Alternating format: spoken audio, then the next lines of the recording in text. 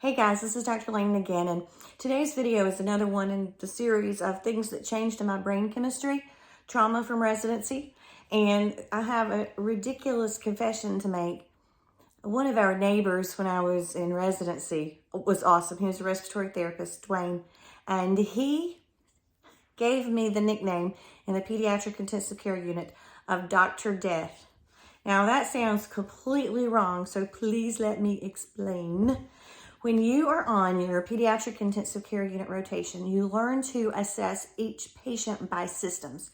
And so, for example, when we would do rounds in the morning on the patients, we went by cardiovascular, respiratory, fluids, electrolytes, nutrition, and every single thing had, urinary output was measured in mLs per kilogram per hour, and it really encouraged you to be compulsive and to keep meticulous notes and on rounds to present all of these details.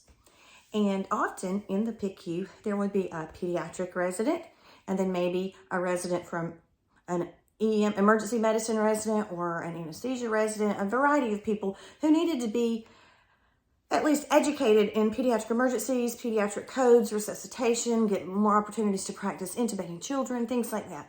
And so that was the point of a PICU rotation being in their curriculum for their residency program. Now, here's what happened though, at least in my case. They didn't want to be on that rotation. They didn't want to do pediatrics in any fashion or form, and they were just not compulsive enough to my taste.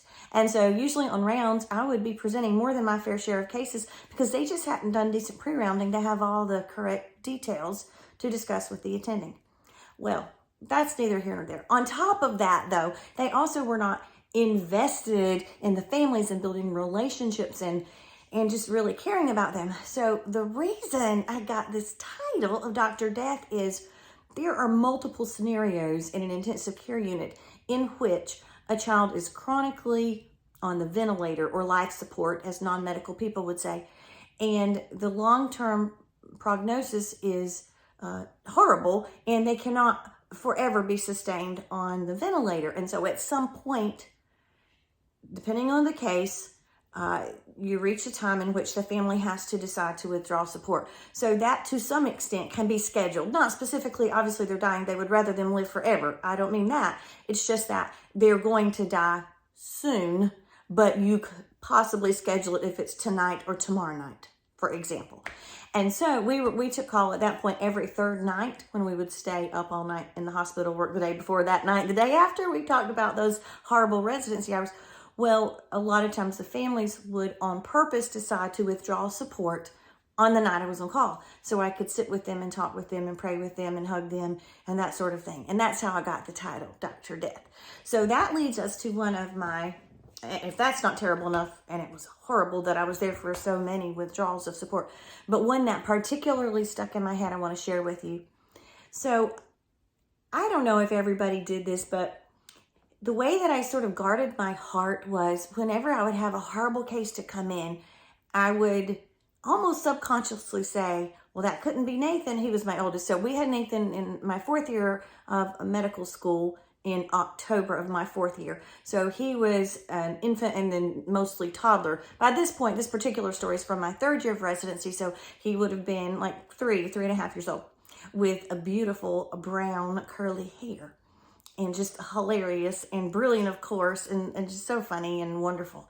And I realized with this particular case that I had been sort of protecting myself by saying, oh, this little 8-month-old that got admitted with some bizarre rare form of leukemia, that couldn't be Nathan, he's 3.5.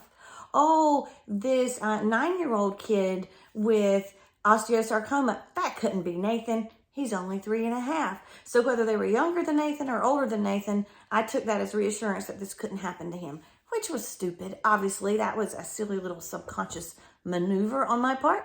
But this particular child was exactly Nathan's age and had beautiful brown curls. So it was really cutting through my defensive mechanisms there. This little boy had found a kitty cat, and he was holding it in his lap in the front seat of his mom's car with a seatbelt on, but not in a car seat and not in the back seat. You know, now we say the front passenger seat is the death seat. I hate the front passenger seat. Your child should not be in the front passenger seat until they are adult size, at least over 12, over 100 pounds. Well, anyway, this 3-year-old with a seatbelt, but only a seatbelt, was in the front seat holding this little kitty. They were going to take it to the pound. And their car was T-boned by a DOT truck that hit on the side, the passenger side where the little boy was. For all intents and purposes, he was probably actually dead at the scene, but his heart was still beating. And he was brought in through the emergency department. Tremendous brain injury, had swelling as part of a protocol in the emergency department for seizure prophylaxis, severe trauma, head trauma, at least at this time. Remember, this all happened a long time ago, so if you're an ER doctor now watching this, I'm sure protocols have changed. But then the kids would get a loading dose of phenobarbital as seizure prophylaxis if they'd had severe head trauma. And he did get the loading dose and had terrible head injury.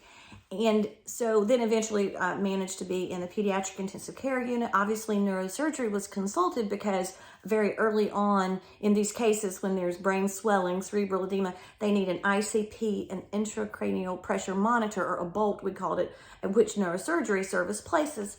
So they were co-following along with this case with this 3-year-old in the Peds ICU. We knew it was bad from the very beginning. The family would visit. He had little white-haired, curly-haired grandmas who would come and hold his hand while he was on the vent and his ICP in place and getting fluids and everything, and rub his hands and sing "Jesus Loves Me" to him. He looked just like Nathan, just like him. It was horrible. And it became more and more clear that he was not going to recover.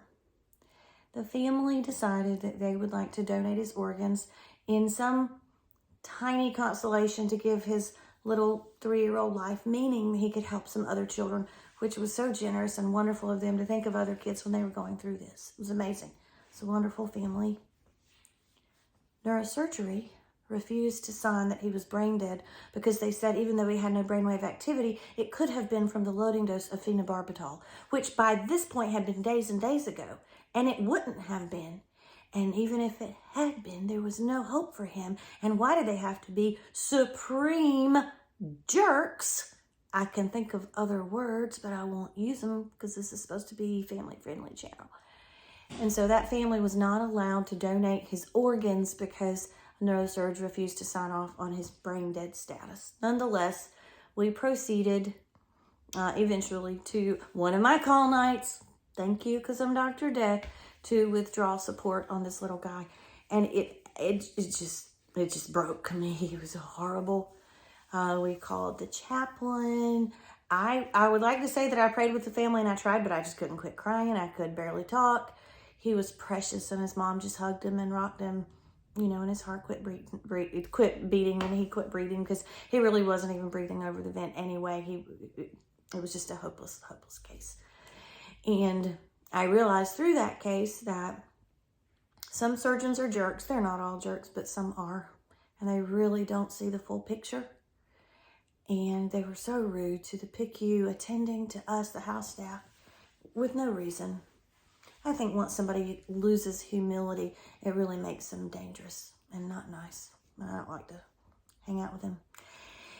And it made me feel extremely passionate about car seats and placement of children in the car and car safety. And so one more reason why when pediatricians seem ultra paranoid, it's because we've had experiences like this that changed our brain chemistry. So I just want this video series hopefully to help you guys understand some of what physicians go through in training and some of what they see and why that makes us feel very strongly about things. We also learn to read studies and know how to base decisions on evidence and use evidence-based data, which is trickier than just doing a Google search. So let me know if you want any more of these residency stories, or if you have any specific questions or issues in medical education or in house staff training residency curriculum that you would like for me to address. And I hope you know that PEDS doesn't deal with death as often as adult medicine does. But when we do, I think it's even more devastating.